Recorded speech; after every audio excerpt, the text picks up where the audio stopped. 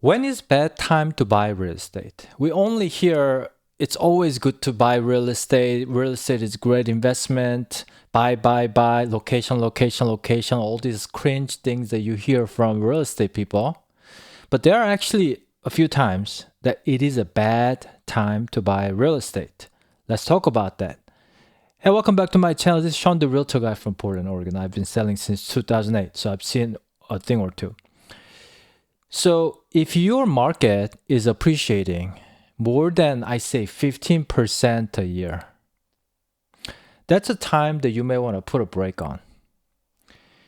If the following year appreciates another 15% or 20%, that's really time to put a brake pedal on. So that example is the Austin, Texas, from about 2020, 21.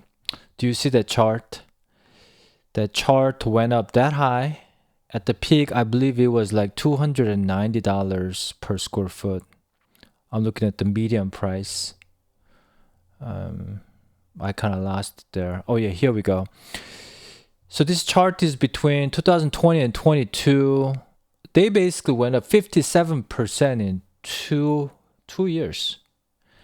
That is not sustainable. So whenever you see the appreciation chart like going like this is a bad time to buy real estate.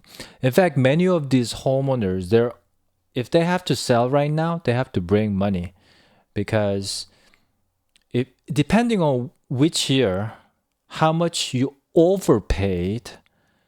I'm guessing if you bought it in 2021 and you have to sell right now in Austin, Texas, you're down about 20%. So if you bought a $500,000 home, 20%, gosh, that's almost like $400,000. So you lost about $100,000.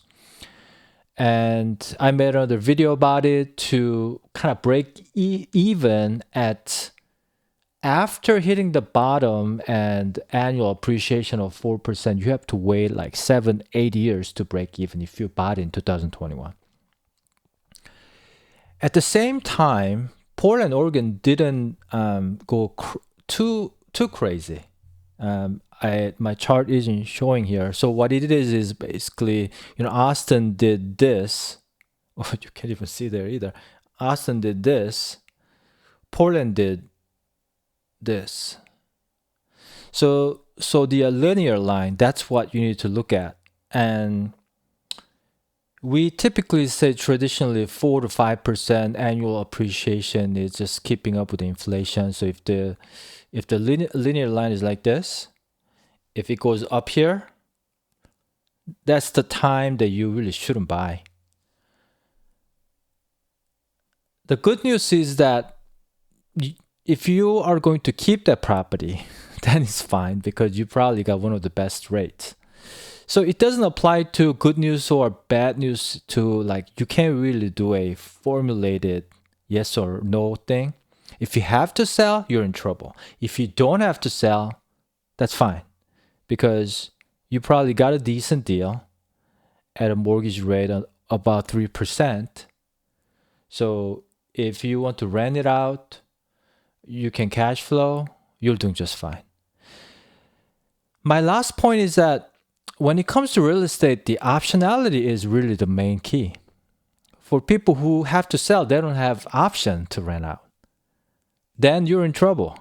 But if you have option to rent out, if you have option to have for like roommate, if you have option to just live there for under 20 years, then you're good. So the other times that you might want to think about not a good time to buy is if you're expecting the job transfer. That's one thing. Another thing is you just started a job and you don't know how well the job is going to go. The first year, not the best time to buy. If you're in brand new city, that's a third. Where's my hand? If you're in brand new city, I generally recommend people to rent for the first like 3 to 6 months. So you know where you're buying. You know it's kind of like it fits your lifestyle, everything. when you're going to brand new city, buy in a hurry, not knowing a lot about the school districts or neighborhood or commute or anything like that, or lifestyle, you could actually buy a wrong house. I personally did that to myself before I became a real estate agent. That's why I'm telling you. So those are some of the times that are bad times to buy real estate. So keep that in mind. And if you have any questions about Portland, Oregon market, feel free to give me a call. Thanks for watching. Hit the like button and subscribe. What's that? Koreans do like this as a heart. Hit the like button and subscribe if you enjoyed the video. Have a great day. See you on the next video.